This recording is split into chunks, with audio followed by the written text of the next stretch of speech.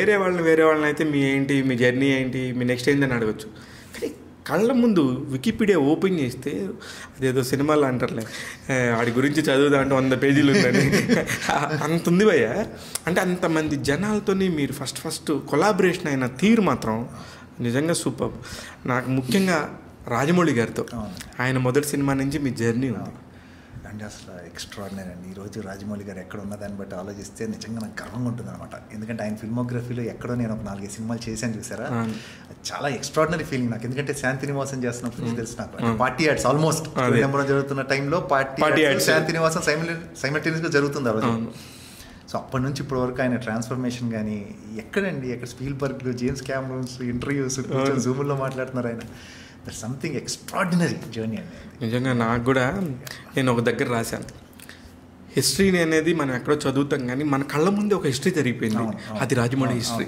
ఏం లేదండి, అంటే మనం కళలు చాలా గొప్పగా కనొచ్చు సినిమాలన్నీ, అంటే సినిమానే కళా ప్రపంచం అంటారు కదా, అలాంటి దాంట్లో ఆ కళలు కూడా ఆ రేంజ్లో డ్రీమ్స్ పెద్ద చేసే ఆయన, డ్రీమ్స్ బిగ్ అని dream big and achieve it లాగా. ఎక్కడ బాహుబలి మొత్తం మనం చూసే విధానమే మారిపోయింది. వీఆర్ గోయింగ్ ప్లేసెస్, మార్కెట్ మారిపోయింది. తెలుగు ఇండస్ట్రీ ఎక్కడికెక్కడికి వెళ్తున్నాం. ఈరోజు మేము సౌత్ వెళ్ళినా, మేము రకరకాల తమిళ్ చేసినా వచ్చే రెస్పెక్ట్ కానీ అది కానీ కేవలం వన్ మ్యాన్ అండి, mister Rajamouli. It's like before Rajamouli and after Rajamouli అంతే. అదే అక్కడ కూడా మళ్ళీ ఇప్పుడు మొన్న పుష్ప సినిమాని యాక్చువల్లీ తీసింది తెలుగులో రిలీజ్ చేయడానికి బికాజ్ ఆఫ్ రాజమౌళి గారు. ఆయన ఖచ్చితంగా మీరు వెళ్ళి బాలీవుడ్కి వెళ్ళి మాట్లాడండి, డెఫినెట్గా మీకు మంచి మార్కెట్ ఉంటుందని క్రియేట్ చేసి వాళ్ళ మైండ్లోకి ఒకటి కొత్త దాన్ని తీసుకొచ్చింది కూడా రాజమౌళి గారే. మీరు నమ్మరండి, ఒక చిన్న ఎపిసోడ్ చెప్తాను. సంథింగ్ అంటే నన్ను అండి అనొద్దు ఫస్ట్, అది అంటే అదేలే భయ్య. ఏమైందంటే పుష్ప డబ్బింగ్ చెప్తున్నాను అన్నపూర్ణలోనే, పైన RRR వర్కే జరుగుతుంది అప్పుడు, అంతే. రాజమౌళి గారు ఉన్నాయంటే నేను పైకి వెళ్ళేసి కలవడానికి వెళ్ళాను పైకి. ఆయన ఆ రోజు కూడా ఇది హిందీలో రిలీజ్ చేస్తున్నా అడుగుతున్నాడు భయ్య. ఆయన పైన RRR వర్క్ జరుగుతా ఆయన ఇంకా గుర్తు నాకు చాలా గొప్పగా అనిపించింది అది. ఒక RRR లాంటి సినిమా, అంత పెద్ద డైరెక్టరు, ఇది హిందీలో చేస్తున్నారా, డబ్బింగ్ జరుగుతుందని అడుగుతున్నారు. అంటే రీకన్ఫర్మింగ్ ఇట్, హిందీలో డబ్బింగ్ చేస్తున్నారంటే నేను జరుగుతున్నాయండి, అన్నీ జరుగుతున్నాయని చెప్పాను.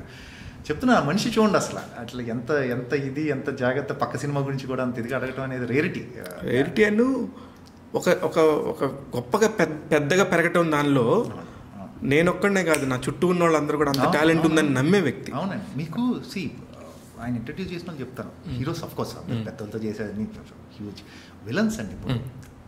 ఫస్ట్ తీసుకోండి, శ్రవణ్, సుప్రీత్, అవును, ప్రభాకర్, అవును, నేను, భిక్షు యాదవ్, యు నేమ్ ఇట్, అందరూ కూడా ఒక సర్టన్ అంటే ఒక ప్రామిసరీ నోట్లో రాసి ఇచ్చారు, తీసుకోండి మీ లైఫ్ ఇది. అంటే అచీవ్మెంట్స్ కింద చూస్తే ప్రాబబ్లీ హీరోలు అందరూ చేశారు, కానీ విలన్స్ ఎంతమంది ఇంట్రడ్యూస్ చేశారు, వీళ్ళందరూ బెస్ట్ విలన్స్ అండి వాళ్ళ ఫేజ్ లో. అంటే ఆ పర్టికులర్ యాక్చువల్లీ పేరు వచ్చింది, అదే ప్రదీప్ రావత్ అనే అతనికి నాకు పెద్ద నటన రాదు అనే ఒక మైండ్ సెట్ లో ఉండే, నువ్వు రా నీ మీసాలు బాగున్నాయి అని చెప్పి. అవునండి, ఇంకా అసలు ఒకసారి ఫిక్స్ అయితే ఇంకా అది ఆయన చేయించుకుంటారుగా. అదే అలాగే మీరు చెప్పటం సరే, మీరు బాడీలు ఇప్పుడు మీరు చెప్పిన పేర్లన్నీ ప్రభాకర్ కానీ, మీరు కానీ, సుప్రీత్ కానీ ఇలా చూడగానే భయపడిపోయేటట్టు ఉంటుంది. కానీ నాగినీడు లాంటి నాగినీడి గారి ఆయన ఊహించుండరు, నేనే అంత పెద్ద రోల్ చేయగలనే విషయం ఆయనకి తెలియదు. చూడండి నాగినీడి గారు, నేమ్ ఇట్, మీరు అందరికీ ఒక స్టాంప్ వేసి వదిలేశారు, ఆయన చాలా మంది వదిలేశారు.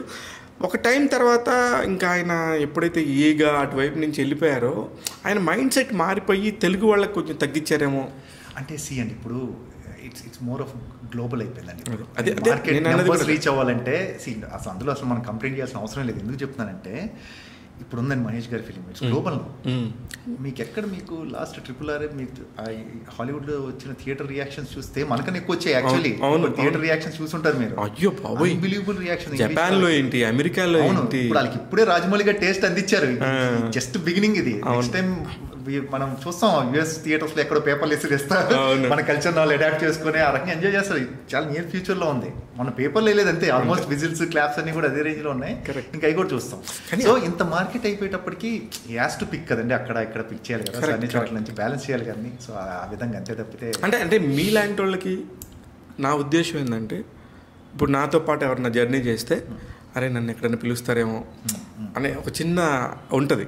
అంటే మీకు ఏమన్నా అలాంటిది ఏమన్నా ఉంటుందా? అయ్యో ఎందుకు ఉండదండి. ఇప్పుడు రాజమౌళి గారి సినిమా చేయకూడదని ఎవరు అనుకుంటారు? ఉంటుంది. కాకపోతే మేము తెలుసు కదండి ఆయనకి సంథింగ్ రియల్లీ కమ్స్ అప్ ఏదైనా మంచిది అని వస్తే మటుకు డెఫినెట్గా పిలుస్తారు భయ్. అందులో నాకు ఏమాత్రం అనుమానం లేదు. అదే ఆయనకి కావాలంటే ప్రపంచంలో ఎక్కడున్నా పిలిచి పెట్టుకుంటారు, అలా తీసుకొచ్చేస్తారు. డౌటే లేదు అందులో. డౌట్ అది ఎవరైనా సరే అది చిన్న క్యారెక్టర్ క్యారెక్టర్ లేదు, ఏదైనా నిజంగా ఒక క్లోజప్ అయ్యి ఉండొచ్చు, లేదా ఒక సీన్ అయ్యి ఉండొచ్చు, లేదా ఒక ఇంపార్టెంట్ రోల్ అయ్యి ఉండొచ్చు. ఈ క్యారెక్టర్ పలానా చేయాలి అంటే మటుకు ఖచ్చితంగా ఆయన పిలుస్తారని నాకు 100% నమ్మకం ఉంది, నాకు తెలుసు కూడా. ఇప్పుడు స్టూడెంట్ నెంబర్ 1 టైం నుంచి భయ్య మధ్యలో మీరు లాస్ట్ సినిమా ఆయనది చేసింది నాకు తెలిసి విక్రమార్కుడు లాస్ట్. అంటే వరుసగా చేశారు. ఛత్రపతి, విక్రమార్కుడు, సై వరుసగా, స్టూడెంట్ నెంబర్ 1, సింహాద్రి, 5 సినిమాలు చేశారు అంతే కదా? సింహాద్రి ఒకటి చేయలేదు. సింహాద్రి చేయలేదు. ఓకే, సింహాద్రి ఒకటి లేదు, మిగతా అన్ని చేశారు. అదే అసలు ఆ జర్నీలో నుంచి ఎవరికి తెలియని రాజమౌళి గురించి మీరు ఏదైనా చెప్పగలరా? నేను ఒక ఇన్సిడెంట్ జరిగింది, అంటే లైఫ్ ఎలా ఉంటుంది అనేది ఇదే బెస్ట్ ఎగ్జాంపుల్. నేను ఆ టైంలో సై షూటింగ్ జరుగుతుంది. ఓకే, అంటే మా ఇద్దరి మధ్య జరిగిన ఇన్సిడెంట్. ఒక సీన్ తీసేశారు ఆల్రెడీ, 2 రోజులు షూటింగ్ అయిపోయింది. నెక్స్ట్ మ్యాచ్ వెళ్ళాలి. ఓకే, క్లైమాక్స్ అంతా తీయాలి. మ్యాచ్ ఏంటంటే దగ్గర మన పోలీస్ అకాడమీలో training, morning 2 hours, evening 2 hours, 30 days పాటు చేసాం. ట్రైన్ అయ్యాం, ప్రాపర్ ట్రైనింగ్. ఇరానియన్ కోచ్ వచ్చాడు, ఇరాన్ నుంచి కోచ్ వచ్చారు, మేము ప్రాక్టీస్ చేసాం, అంతా అయిపోయింది. నాకు ఇంకో ఫిలిం పెద్దబాబు అనే సినిమా షూటింగ్ జరుగుతుంది. జగత్ బాబు గారి పెద్దబాబు షూటింగ్ జరుగుతుంది, క్లైమాక్స్ జరుగుతుంది. అక్కడ కోట గారు, సుహాసిని గారు అందరూ ఉన్నారు. అంటే మొత్తం ఆల్ ఆర్టిస్ట్ కాంబినేషన్ ఆ రోజు. నేను దాని ముందు రోజు నెక్స్ట్ డేటు రెండింటికి క్లాష్, ఏది సైకిను దీనికి, అంటే పెద్దబాబుకి క్లాష్ అయితే ముందు రోజు రాజమౌళి గారి దగ్గరికి వెళ్ళి, సార్ నేను రాజమౌళి గారు కొంచెం అది క్లైమాక్స్ ఉందండి, అది చూసుకొని వచ్చేస్తాను, ఒకటే రోజు చేసి అయిపోతుంది, మన గేమ్ ఇప్పుడే స్టార్ట్ అవుతుంది కదా, కొంచెం ఒక రోజు ఇవ్వండి అంటే ఆయన ఎందుకో పర్టికులర్గా లేదజయ్ నువ్వు నా షూటింగ్కి రా అన్నారు. నేనేమనుకున్నా, నేను చాలా కాన్ఫిడెంట్గా వెళ్ళాను అనమాట, నేను కన్విన్స్ చేసుకోవచ్చు, నేను అయిపోతుంది చేసుకోవచ్చు అని వెళ్ళాను. నేనేం చేశాను, రాత్రి ఏదో ఆలోచించి క్లైమాక్స్ కదని చెప్పి అటు వెళ్ళిపోయాను. ఇటు వెళ్ళలేదు, అటు వెళ్ళిపోయాను నేను కంప్లీట్గా. వెళ్ళిపోతే క్లైమాక్స్ అంతా చేసుకున్నాం, అంతా అయిపోయింది. Next day morning shooting police అకాడమీలో క్లైమాక్స్.